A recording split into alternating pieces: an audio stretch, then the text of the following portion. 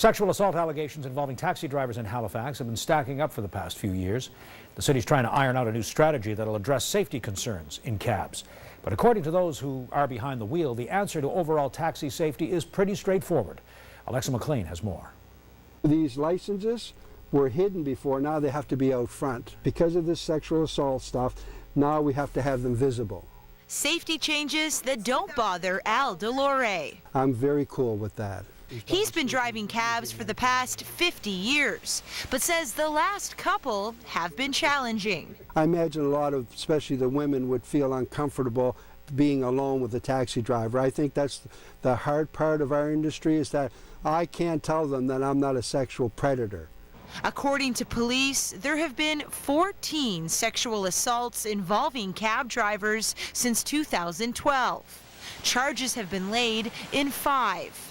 A disturbing trend that pushed City Hall to take an in-depth look at safety measures. We want to draw on some expertise that's been in the industry doing these reviews and helping the other larger municipalities and bring them to Halifax to make sure as we go forward we're doing it in a right way. The Transportation Standing Committee is behind the taxi safety review.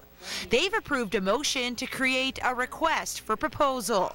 The successful bidder will analyze safety options, including video cameras and license restrictions. The roof light number is the same on top.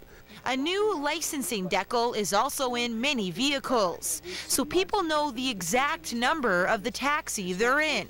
The city wants to make the decals mandatory. People don't remember the roof light number. While DeLore agrees with some of the recommendations, like sensitivity training, he says there's really only one thing that's needed to make an overall difference in safety. Not one sexual assault would have occurred if there was a camera that was a proper camera in the car. Video cameras are one of the recommendations in the review. DeLore says an industry standard needs to be set in order for video cameras to work. He also says the municipality needs to find a way to fund them. Alexa McLean, Global News, Halifax. Coming up.